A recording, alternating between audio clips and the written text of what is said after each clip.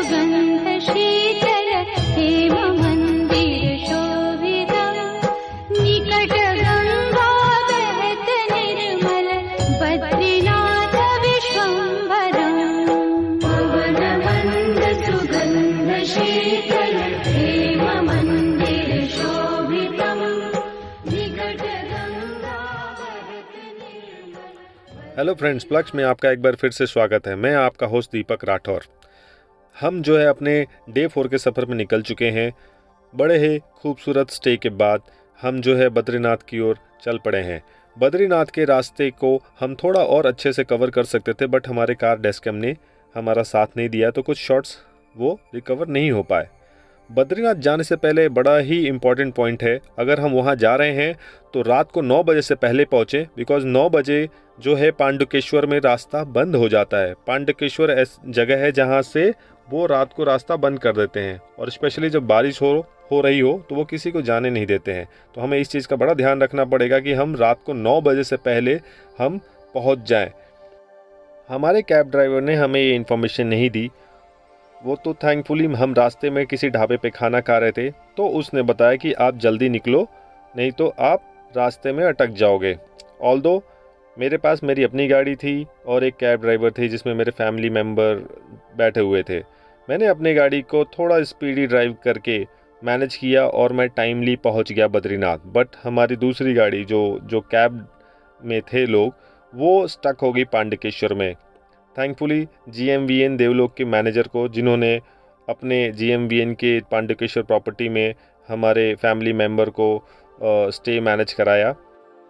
और हम लोग जो है बड़े ही डिफ़िकल्ट रास्ते से होते हुए, क्योंकि रात को रास्ता बड़ा डिफ़िकल्ट था, अननोन था हमारे लिए, और मैं अपनी पर्सनल गाड़ी से रात को उस रास्ते पे मैप के सहारे से बड़ी मुश्किल भरे रास्तों से होते हुए बद्रीनाथ पहुंचा। हम वहाँ पे होटल देवलोक में ठहरे। हमने अपनी रात यहाँ पे गुजारी, और जो कुछ मेंबर जो पांडुकेश्वर में रुक गए थे वो सुबह सुबह यहाँ आ गए। ये होटल बड़ा ही प्लीजेंट है और एकदम बद्रीनाथ मंदिर के पास है। आप देख सकते हैं यहाँ से खूबसूरती। हालांकि जब मैंने शॉट लेने शुरू किए तो क्लाउड आ गए, तो यहाँ से जो माउंटेन पीक है, हिमालयन की पीक्स बड़ी ही क्लियरली दिख रही थी। स्नो पिक थे, वो बहुत ही अच्छे विजिबल स्नो पिक थे जो हमारे रूम से दिख रहे थे। वो हम नहीं ले पाए। Although overall view from this hotel is amazing, and the best part, ये बद्रीनाथ टेम्पल से वॉकिंग डिस्टेंस पे है।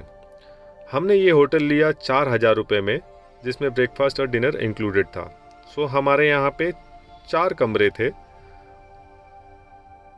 और ये जो है कमरे हैं आप देख रहे हैं लाइन से। It has traditional look, but yes, अगर मैं अंदर का व्यू कहूँ तो ये बहुत ही अच्छे तरीके से मैनेज है। नीट एंड क्लीन होटल है गवर्नमेंट की प्रॉपर्टी के हिसाब से।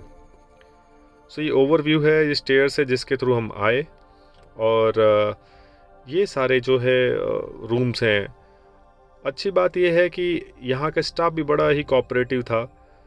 इन्होंने रात को गर्म पानी रखा था, क्योंकि टेम्परेचर बहुत ही कम था वहाँ पे, अच्छी खासी ठंड थी, और हमारे दर्शन के टाइम पे बारिश भी शुरू हो गई थी। सो आप देख रहे होंगे ये मॉर्निंग का टाइम है, बारिश शुरू हो गई है। सब ने अपने जो है छाते निकाल रखे हैं। ये रहा व्यू जो होटल के कमरे से आपको दिख रहा है। ये अभी मैं इसको जूम करता हूँ, so you can have the proper view. So this is the temple, जो आपको ये गोल्डन कलर का दिख रहा है। ये वॉकिंग है यहाँ से, ईजिली एक्सेसिबल।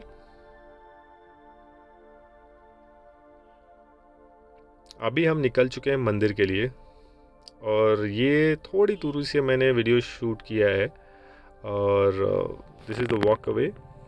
रास्ते में बड़ा अच्छे इंटरेस्टिंग थे, क्योंकि बारिश हो रही थी।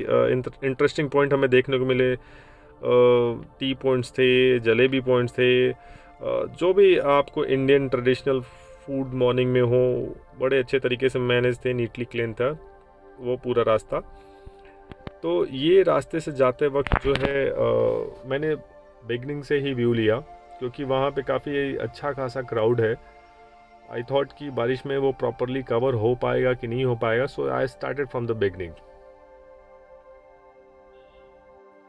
बद्रीनाथ टेम्पल अलकनंदा नदी के तट पर स्थित है और ये नदी के ऊपर ये गर्म कुंड है जहाँ पे लोग नहाते हैं, फिर ऊपर भगवान के दर्शन करते हैं और अपनी कामना की पूर्ति करते हैं।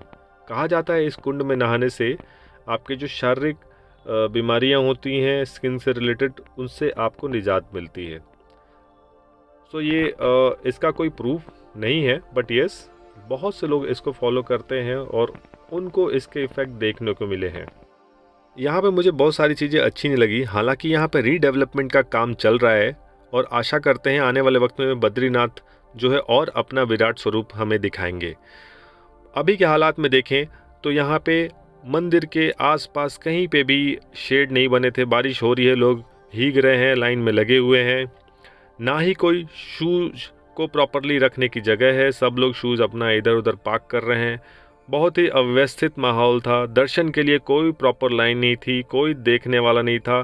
भगवान के दरबार में, इतने बड़े मंदिर में, मैं सोचता हूँ ये प्रॉपरली तरीके से होना चाहिए। हालांकि एट द एंड हम मंदिर में जा पाए और अपने पेरेंट्स को भी ले जा पाए और हमारे अच्छे दर्शन हो गए भगवान के आशीर्वाद से, और हम बहुत ही संतोषप्रद फील कर रहे थे। आशा करते हैं कि ये आपको हमारा बद्रीनाथ का ब्लॉग पसंद आया होगा।